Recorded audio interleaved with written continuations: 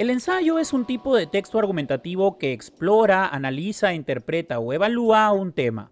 Tiene como finalidad comunicativa argumentar una opinión o punto de vista.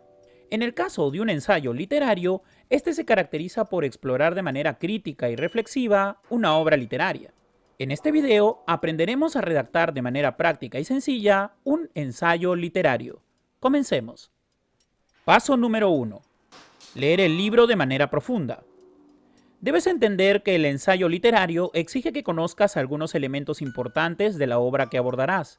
Por ello, es necesario que antes de redactar tu escrito, leas y comprendas la obra literaria elegida para tal fin. Para lograr esto, te recomiendo que identifiques lo siguiente. El argumento de la obra. Debes resumir la obra en pocos párrafos para saber de qué trata. El tema central de la obra. Debes identificar cuál es el tema que aborda la obra. Por ejemplo, en Otelo de William Shakespeare, el tema central son los celos enfermizos. Al saber el tema central de una obra, puedes utilizar esa información luego para construir la tesis de tu ensayo. Conocer a los personajes. No solo debes saber los nombres de los personajes y sus rasgos físicos o psicológicos, sino también sus funciones y simbología, es decir, su significado dentro de la obra. Objetos significativos, palabras significativas y acciones significativas. Estos son elementos que están dentro de la obra y que permiten realizar un análisis e interpretación de la misma. Por ejemplo, en Otelo, un objeto significativo es el pañuelo blanco de Desdémona, el cual se convertirá en símbolo de una supuesta traición ante los ojos del mismo Otelo. En El túnel de Ernesto Sábato, la frase "tengo que matarte, María, me has dejado solo" es significativa, pues estas palabras muestran lo tremendamente perturbado que estaba el protagonista, que termina asesinando a su amada por celos. Todo ello por haberlo dejado, entre comillas, solo.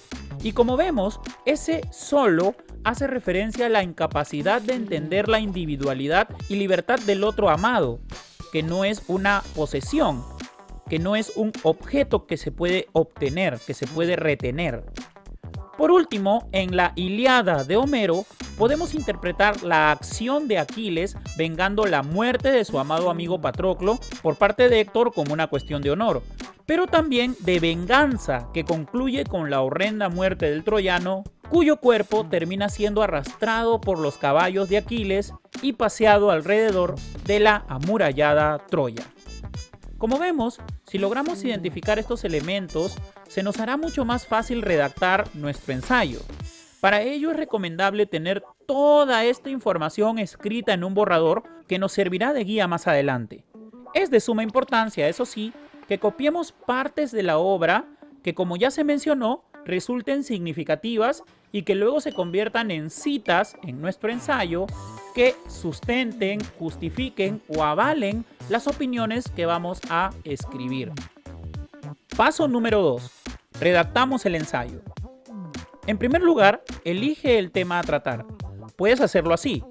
Por ejemplo, si vas a analizar Los ríos profundos de José María Arguedas, puedes abordar el tema de la discriminación, la marginalidad, la violencia, el desarraigo, etc. Recuerda que estos temas nacen de tu propia lectura y de la identificación del tema central. Una vez que ya tenemos el tema, debemos plantearnos una tesis. La tesis es una afirmación que defenderemos con argumentos, los cuales tendrán como base la misma obra literaria, entre otras fuentes. Por ejemplo, mi tesis sobre Los ríos profundos de José María Arguedas puede ser la siguiente. Tesis. La discriminación y la violencia son las que separan el mundo andino del mundo occidental. A partir de esta tesis, ya podemos redactar nuestro ensayo. Se sugiere seguir la siguiente estructura básica. Introducción. Se debe realizar un pequeño resumen de toda la obra literaria. La idea es introducir al lector al contenido de la obra. Luego de ello se procede a plantear nuestra tesis. Desarrollo. Aquí se defiende nuestra tesis usando argumentos. Estos pueden ser de pasajes de la misma obra o de otros estudios que guarden relación con nuestro punto de vista. No olvides que las citas deben ir entre comillas e indicar claramente el autor de las mismas y en lo posible comentar cada una de ellas. En el desarrollo también se analizan los objetos significativos, las palabras significativas y las acciones significativas. Todo esto, reitero, tiene que estar relacionado con tu tesis. Conclusión. Aquí se hace una síntesis de todo lo leído y se refuerza la tesis. No olvides que también puedes citar un fragmento breve de la obra o terminar con una frase creativa o reflexiva. Para que todo lo antes mencionado se pueda entender mejor, leamos a continuación el ensayo literario de la obra Los ríos profundos de José María Arguedas, escrito por una estudiante de secundaria. Este ensayo también lo podrás descargar en la descripción de este video. Ahora sí, leamos. Los ríos profundos, navegando entre la magia y el horror, escrito por Natalie Coaila. Me gusta la magia. Pero cuando hablo de magia no me refiero a las ilusiones ópticas y los trucos con cartas, que también logran cautivarme, sino al hechizo que me impide despegar la mirada al leer un buen libro. Comencé a leer Los ríos profundos, publicada en 1958, de José María Arguedas, Andahuaylas, 1911, Lima, 1969, sin muchas expectativas. Si bien me gusta la prosa de Arguedas, no soy fanática suya. Es por esta razón por la cual me agradó mucho más al leerlo. La historia es relatada en primera persona por su protagonista, un muchacho de 14 años llamado Ernesto. Él es un marginado. Su raza mestiza es la causa de que no sea aceptado ni entre los blancos ni entre los indios. Es su maldición.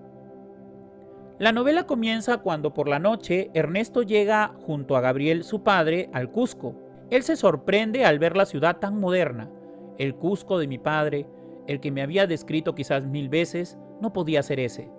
Me agradan mucho las descripciones, porque me hacen sentir parte de la historia. Yo nunca he viajado al Cusco, no puedo siquiera imaginar cómo sería esa ciudad, pero me gusta verlas a través de las palabras del narrador. Me hace creer que allí existe la magia. Asimismo, me hace pensar en nuestro pasado incaico. Gracias al cuidado con el que Ernesto señala cada detalle, me hace sentir más cerca de todo eso. El narrador conoce al viejo, pariente suyo, uno de los personajes más interesantes para mí. Este hombre es avaro y su actitud hacia sus semejantes es paupérrima. Su ropa siempre sucia, al igual que su alma. Además, exhibe una gran devoción hacia Dios. Y esa es una contradicción, porque ¿de qué sirve la fe si no te impulsa a ser mejor persona? ¿Cómo puede compensar toda la maldad que el viejo ha cometido? Y lo más importante, ¿por qué él es así? No existe una justificación para la crueldad. Otro personaje que llamó mi atención fue un indio, sirviente del viejo, por la pérdida de dignidad que hay dentro de él. Taita, le dije el quechua al indio. ¿Tú eres cusqueño? Manan, contestó. De la hacienda. Tenía un poncho raído muy corto. Se inclinó y pidió licencia para irse. Se inclinó como un gusano que pidiera ser aplastado. El indio se considera posesión del viejo, quien lo humilla, y el otro lo permite sin quejarse, porque hay algo dentro de él que se lo impide, se llama costumbre. Estos personajes representan al oprimido y al opresor que existen en nuestra sociedad. En lo personal, aborrezco la especie de organización que hemos creado donde un hombre vale más que otro por lo que tiene y no por lo que es. Este sistema se mantiene debido a que el ser humano tuvo que adaptarse a condiciones lamentables con el fin de sobrevivir. Sin embargo, ese es un rasgo que también nos acerca a la mediocridad y al conformismo. La violencia está siempre presente en la novela, por ejemplo en el odio que siente Gabriel hacia el viejo. Yo pienso que odiar no es malo, es un sentimiento tan común como el amor. Lo que sí me parece incorrecto es que Gabriel tal vez sin querer transmita ese rencor a su hijo. El odio no debe ser algo que se aprenda, ya que por historia sabemos que nunca lleva a nada bueno. Ernesto prosigue su marcha hacia Abancay debido a que Gabriel es un abogado itinerante. Luego su padre se dirige a Chalhualca, dejando a Ernesto en un internado quien debe enfrentarse a un mundo cargado de monstruos y de fuego. Hay algo que impide a Gabriel permanecer mucho tiempo en un mismo lugar. pero mi padre decidía irse de un pueblo a otro cuando las montañas, los caminos, los campos de juego, el lugar donde duermen los pájaros, cuando los detalles del pueblo empezaban a formar parte de la memoria. Él no desea forjar lazos afectivos profundos con nadie, para así evitar la nostalgia. Abancay es una ciudad rodeada de haciendas donde trabajan y viven los indios colonos. Ellos son muy desconfiados. La pérdida de la identidad se presenta en la historia. Ya no escuchan ni el lenguaje de los ayllus, les habían hecho perder la memoria porque yo les hablé con las palabras y el tono de los comuneros y me desconocieron. Los indios son esclavos de la tierra que les pertenece. Viven arrinconados, escondidos y rebajados por los hacendados. Me asusta pensar que la globalización consiga exterminar nuestra magnífica diversidad cultural. No hay nada más maravilloso que las diferencias, ya que eso es lo que hace especial a la gente. Esa es la razón por la que debemos mantener nuestra esencia. El colegio es un sitio trascendental que alberga a personajes agresivos e indiferentes. El padre director es uno de ellos, porque es un sacerdote que promueve la violencia y el odio. Personifica la hipocresía. Quiero decir, un sacerdote debe ser pacífico, no todo lo contrario. La Opa Marcelina es una mujer joven y loca que vive en el colegio. Los alumnos mayores suelen vejarla, lo ven como si fuera lo más normal del mundo. ¿A qué grado está tan incrustada la violencia dentro de ellos que no la reconocen cuando la tienen al frente? Nadie hace nada, nadie se queja, y si lo hicieran, tampoco nadie les haría caso. La indiferencia se adueña de todo como si fuera suyo, nos vuelve cobardes y sumisos. Esa misma hipocresía es concurrente entre todos los habitantes del internado. Por eso, Ernesto se siente confundido y solo, y muchas veces quiere fugarse. No obstante, encuentra consuelo en la naturaleza y en los recuerdos. La memoria es fundamental a lo largo de toda la obra, ya que Ernesto evoca el pasado como método de supervivencia. Según yo, vivir de recuerdos equivale a no vivir, porque es mentirse a uno mismo. Sin embargo, ¿quién no se ha dejado seducir por la nostalgia? En este punto me siento muy identificada con el narrador. El zumbayo es un trompo silbador y mi objeto preferido de la novela. Su canto produce en Ernesto y en los demás momentos de paz y ternura. Para mí era un ser nuevo, una aparición en el mundo hostil, un lazo que me unía a ese patio odiado, a ese valle doliente, al colegio. ¿Cómo un solo objeto puede transmitir tanto? Para mí, lo material no puede hacernos felices. Por otro lado, el zumbayo consigue alegrar a Ernesto, no porque sea bello, sino por lo que simboliza. El trompo despierta a la naturaleza con su canto y Ernesto siente esperanza y fortaleza. A veces pienso que todo en la sierra es más especial, más mágico. Cuando cantan y danzan, cuando tocan música lo hacen con verdadera emoción, y eso contagia. Lo que convierte lo ordinario en extraordinario es la importancia que le das a eso. Las mujeres de Abancay elaboran un motín en contra de los trabajadores de los hacendados, porque ellos están robando la sal. El padre director interviene a favor de los malhechores porque les conviene tener a los indios sumisos. No cabe la menor duda de que sería fácil comprar a este hombre, que ya de por sí está corrompido por la ambición de poder. Ernesto se une a la revuelta, se siente identificado con la protesta y desea ayudar, porque es más fuerte su cariño hacia los indios que hacia los mistis. Este es un gesto muy valiente por parte de él. No muchas personas se atreverían a apoyar causas justas. El miedo al qué dirán nos frena. Hay un gran repudio a lo que se manifiesta como diferente. Y eso mismo sucede en el relato. Los habitantes ricos de Abancay se muestran reticentes e incluso ofendidos por el motín. En el fondo saben que es lo acertado y por eso reniegan tanto. Descubrir que tu realidad es más dura de lo que creías es desolador y por eso la rehuyen. Lo bueno es que nada detiene a las mujeres, que están determinadas. Logran su cometido repartiendo la sal entre indios y colonos. Luego, los trabajadores de los hacendados arrebatan los sacos de sal a los colonos. La injusticia vuelve a expandir su sombra sobre Abancay, impotente ante las tentativas de poblar de luz esa ciudad. El padre director lo castiga por haber sido parte de la protesta. El desamparo es muy notable en Ernesto al enterarse del nuevo asalto, pero no está arrepentido. Al siguiente día, ambos visitan a los colonos para oficiar una misa. El sacerdote manipula a los colonos para que se sientan culpables. Ernesto no resiste la falsedad en las palabras del padre director y huye. El ejército llega a Bancay a poner orden. ¿Qué es poner orden para ellos? Es detener cuanto antes el desarrollo del pensamiento. Los soldados son restringentes, impiden que los indios se defiendan y luchen por igualdad. En cambio, los colman de miedo. Ernesto tiene un amigo llamado Antero, quien se conmueve con el sufrimiento de los indios. No obstante, piensa como hacendado, porque es hijo de uno de ellos. Eso es lo que hiere a Ernesto, pero en la obra nadie es totalmente malo ni totalmente bueno, solo son humanos. La música es un estilo de vida.